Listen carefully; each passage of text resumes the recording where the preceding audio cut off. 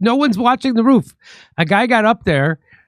He was up there for at least a couple of minutes because he had to change his clothes. He had to take a gun out of his backpack or a long gun and put it together. Had to get a screwdriver out, had to put it together, had to put the scope on, had to line up the shot. He had to take the shot. Then he had to take the rifle apart again, then have to stuff it in his backpack or wherever he puts it. Oh, all right. Well, case closed. I believe all that. And nobody saw him? That's totally possible. I just can't believe that there are people with big platforms on the internet that this was the most prolific assassination of my lifetime. I mean, I wasn't alive when JFK was took, but of my lifetime and of these people as well, it's the biggest assassination of our lifetime. And they are just accepting this? Like, are we surrounded by people with sub 50 IQs? No, you're surrounded by... Who could look at that fairy tale and say, yep, I believe that Fed slop? No, we're surrounded by people who are being paid off because we know that the money train is all around this right now. And so when you see people flipping 180 degrees... Backstage at AmFest, is that what that is? Yeah. And they're all just like, this is the Lord. The Lord did this. Now she's the head of CEO of TPUSA. We can be openly Zionist again because Charlie Kirk was turning against Israel. He had turned. He had stated plainly after they tried to do the intervention in the Hamptons on him, where they had all the... By the way, Mikey McCoy was there, and I think that's something that we should always keep our foot on the gas with that. Is knowing that Mikey McCoy is the one who I believe took him there. Maybe Erica did. I don't know. I can't say that for sure, so I don't want to speculate. But he was there, and this is somebody that Charlie Kirk perceived as one of his best friends, if not his best friend. Right. And he was there at the Hamptons in this struggle session. It was a pressure campaign to the extent that it was confirmed by Candace Owens, who was in that 4.5-hour sit down with Erica Kirk, that it was at that time that Benjamin Netanyahu, the sitting prime minister of Israel, called and offered over $100 million, 140, 150, whatever it was, over $100 million to a company that previous to that was operating on a $140 million annual budget. So, and Charlie Kirk said, no, that's not enough. No, I don't have a price tag. No, that's not enough. And when you look at the letter that Charlie Kirk wrote to Benjamin Netanyahu, a lot of people say, well, yeah, look at here. He's trying to tell Benjamin Netanyahu how to propagandize Americans further into, getting on the pro-Israel, pro-Zionist train. No. That's not what that was.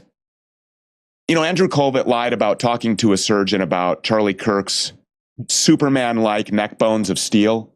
I don't know about that, but he certainly had balls of steel. This guy wrote a letter to the prime minister who sat before Congress and lied about weapons of mass destruction and incubator babies that caused the deaths of thousands of Americans and spent billions, hundreds of billions of dollars in Iraq, in Afghanistan, and chasing down the Taliban and Al-Qaeda while we taught the importance of transgenderism to Pashtun tribesmen and looked the other way while warlords raped little boys. So for him to write that letter to that guy, the guy that's responsible for all of that death and for all of these wars, and for giving Americans and the American government, moreover, the pretext to hype up Americans to cheer this on. And that's what Turning Point was. It always was that machine.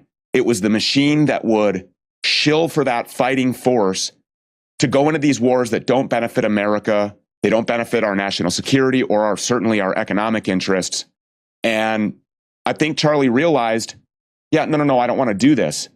We have also, and I don't know if your audience is aware of this, we also have a source who's provided us with screenshots of text messages that were exchanged. They might be Signal, actually. They're either text or Signal.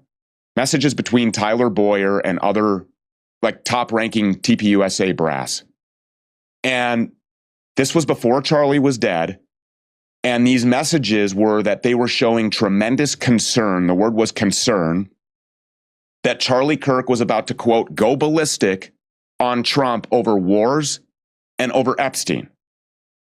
Now, we know that Charlie Kirk was shouted down in one way or another by President Trump when he pushed back on Trump about that 12-day war with Iran, or that there was going to be some sort of a military strike with Iran.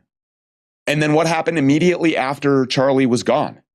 Immediately, it went into hype up Americans on war. We're going into Venezuela. We want Mexico. We want Cuba. We want Colombia. We want Greenland.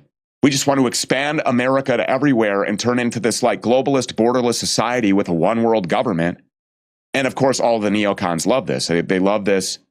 They love this agenda, this foreign policy agenda, this military agenda that Trump is exacting. And this was the very thing that Charlie Kirk was going to stand against. And when you consider the fact that Charlie Kirk was standing in front of millions of college-age, military-aged young men who hanged on every word that he said, he had influence like nobody else. He probably would have been the president of this country someday, given a fair election. If people were to actually vote, I would say that he probably would have been the president someday. He had a ton of influence, but especially with a young group of American men that would mobilize, and they would go and they would enlist. And they would also follow him when he left the pro-Israel cause, as he said that he was going to be forced to do. And as he said that these people would kill him in the now infamous Harrison Smith tweet, where he said, I have it on good authority that Charlie thinks that Israel will kill him if he turns against them. And then we have rumors about the night before. We have, text messages that he was sending the night before. Well, now what do you have?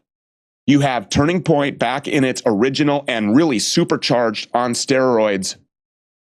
I guess really its mission, its function, which is to act as the selling machine to get young American men excited about putting on a uniform and going and fighting in every corner of the world. They're going to need a lot of blood for all these wars. Where do you think they're going to get that from? These people don't go fight and die for themselves. They have basically conscripted us into their military for decades now. Yeah. And so now that this is back on the table, TPUSA is putting chapters in high schools all over the country so they can leave their Turning Point event and go out into the lobby of their high school, right up to the Marine Corps or Army or Navy or Air Force or Space Force recruiting table. Do not get a consolidation loan until you see this. Hey, Mario Lopez here, and if you're thinking about getting a and get themselves signed up to go overseas and die for the very machine that Charlie was standing against, $150 million wouldn't do it for him. The pressure campaign, the threats, even knowing that he was going to die, was not enough to stop him from staring directly into the eyes of the beast and like a G fighting back. And that's why, look, I was one of Charlie Kirk's biggest detractors while he was alive. I will say that. And it was because of this, pro-Israel, pro-Zionist, like kind of, neocon, never-ending, unrelenting support for Donald Trump no matter what he did. But look, he said he was going to, quote, go ballistic. He was distancing himself from that. He had a up close and personal look. He was an insider. He hung out with the president all the time. He was best friends with Don Jr. When Don Jr. could select one person to go fishing in Iceland or whatever, he chose Charlie Kirk. And it was that long-lasting friendship and obviously all of the donor class that goes along with Trump wherever he goes. That friendship was the conduit to all of that money.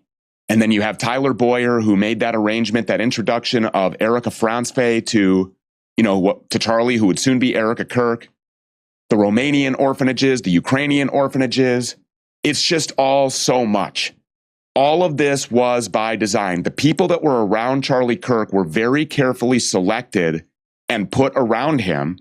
And when he looked around at the end, I got to believe that he realized I'm in a den of vipers and there's no way out. That has to be one of the things that shakes me the most. And it's all of these people. I've said it a lot of times. He was betrayed by the people closest to him. No doubt about it. And he's still being betrayed because they can't stop lying about his assassination and everything surrounding it. They even lie about his text messages or what was said at that Hamptons meeting. They lie about everything. They lie about having a secret conversation with the surgeon who took care of Charlie when he was assassinated. That didn't happen. They just make stuff up. They're also lying about not being on Fort Huachuca, by the way. That's right. Of course, they're lying about Fort Huachuca. She was there. She was there. I know she was there. She was there on the 8th with Cabot Phillips. 2 days before Charlie died, she was there. The Candlewood Inn Suites. I know this. She was there. That's why we don't have an alibi. We have one for the 9th with fake kids or somebody else's kids entirely. The fact that anybody would ever hire Brian Harpel to do the security again when he can't manage to get somebody to look at the roofs. No one's watching the roof. A guy got up there he was up there for at least a couple of minutes because he had to change his clothes. He had to take a gun out of his backpack or a long gun and put it together. Had to get a screwdriver out, had to put it together, had to put the scope on, had to line up the shot. He had to take the shot. Then he had to take the rifle apart again, then have to stuff it in his backpack or wherever he puts it. Oh, all right. Well, case closed. I believe all that. And nobody saw him? That's totally possible. I just can't believe that there are people with big platforms on the internet, that this was the most prolific assassination of my lifetime.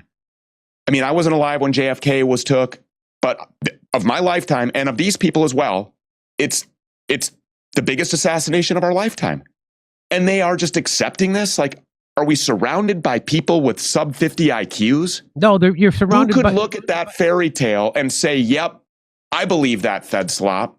No, we're surrounded by people who are being paid off because we know that the money train is all around this right now, and so when you see people flipping 180 degrees, so it wasn't just him, but he confirmed this. There were several insiders that have told me that these people, when they get hired into these low-paying or oftentimes not paying, no-pay jobs, and they're given 1-year contracts, and they all have to sign 10-year NDAs. Have you ever heard of that before?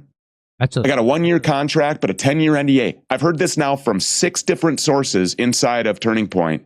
I'm trying to get my hands on one of these NDAs. Nobody wants to give me one because these people are very litigious, it would seem.